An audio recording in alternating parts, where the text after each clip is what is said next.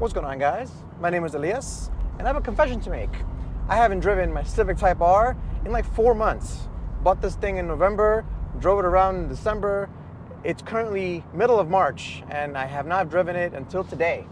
So in today's video, I'm gonna give you guys an update on my ownership, right? I've driven this thing, it's been about 2,500 miles, 2,000 miles or so, and I'm on my way to a track day. So if you wanna take a look at the track days, be sure to subscribe. There's gonna be a lot more videos on this car with me at the track. I have, I think, 15 track days planned this year, at least minimum, with this car. So stay tuned for that.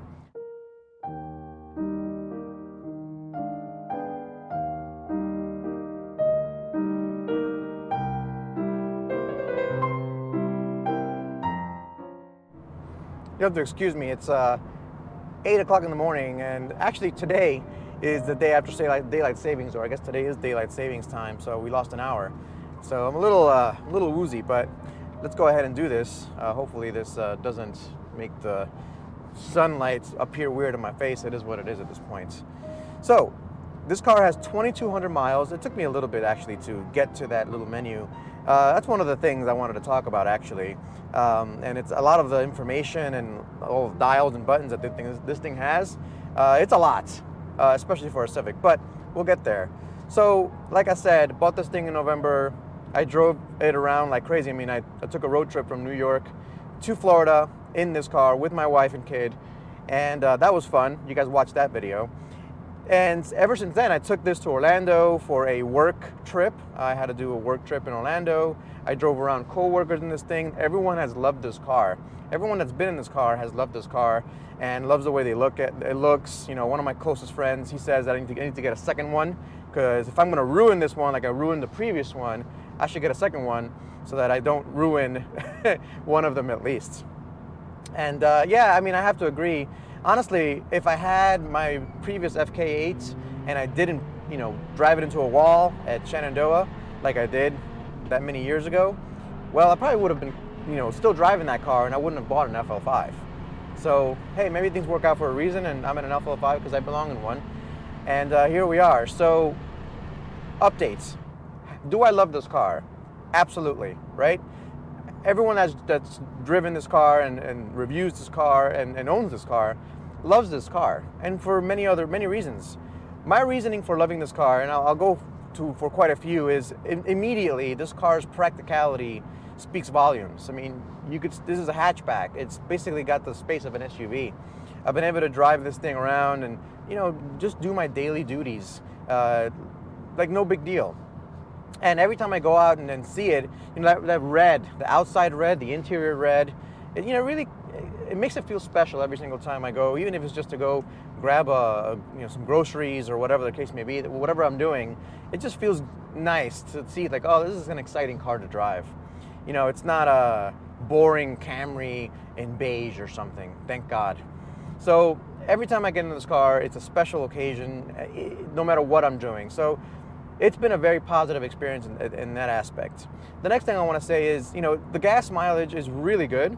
So it's been practical in that way as well. It's only got a 10-gallon tank, or 12-gallon tank, I guess. But it's a very small tank if you're driving it very spiritedly. But if you're driving it like I am around town and things like that, it's pretty much getting 27, 28 miles to the gallon. That's far enough. I mean, 280 miles on a tank is more than enough miles on a tank. So practicality there, you know, I thought that would be really annoying, and it kind of is. I wish I had a bigger tank, but we really can't do much about that right now. As far as, you know, brake squealing and, you know, some vibrations and noises, I mean, that's not anything I'm not used to. I mean, especially from my Camaro. Owning my Camaro has desensitized me from really caring about almost anything when it comes to vibrations and things like that. So, I mean, that Camaro is very loud in the interior, and everything kind of rattles, and, you know, I love it to death because of it. But yeah, I'm desensitized to that stuff. If it bothers you, however, I will tell you, you do feel pretty much everything in this car. You're gonna feel there's a little bit of a tire vibration, I think at 45 miles an hour, very slight, not a big deal for me, but it might be for you. There's a lot of road noise. This thing has a lot of road noise. It's not as, it only weighs 3,180 pounds, right? So that weight has to be taken out of somewhere. It's a very large car for that small amount of weight. And so it's going to be a very loud experience in here. Luckily, the radio and the speaker system is really good. Really, really good. I'm very impressed, honestly, on the radio system. And it drowns out the exterior noise and the road noise that you may annoy you, if you're not used to that. So that is something to keep in mind.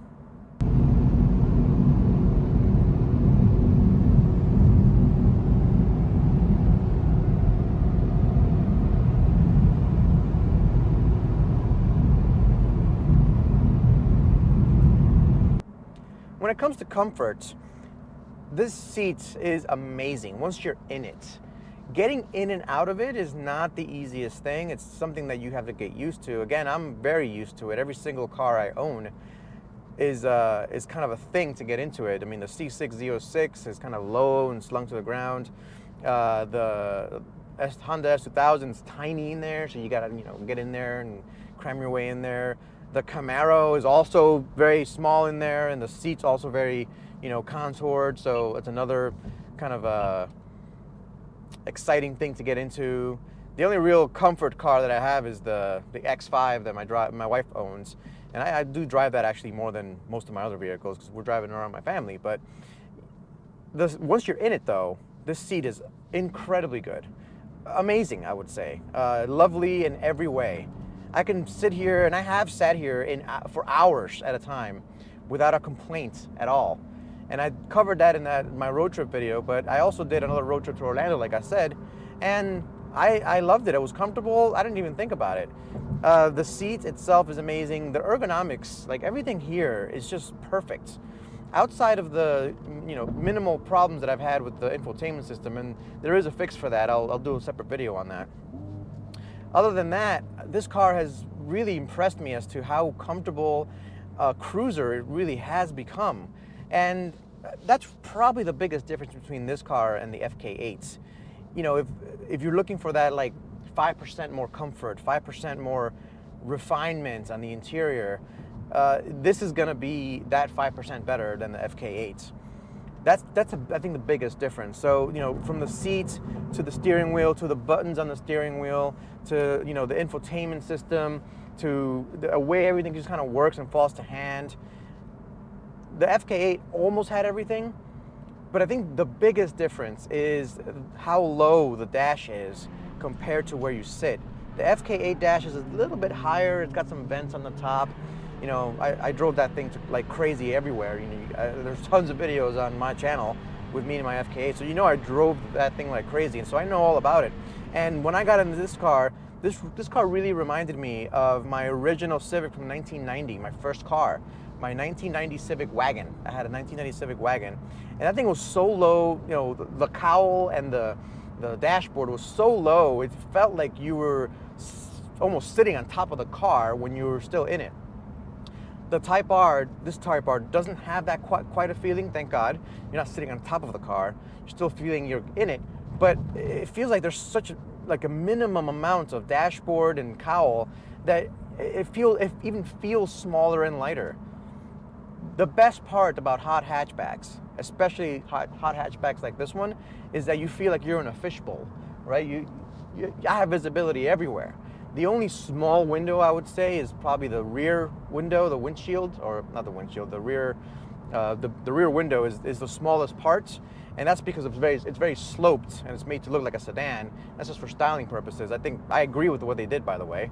Other than that, and then you can still see through it perfectly.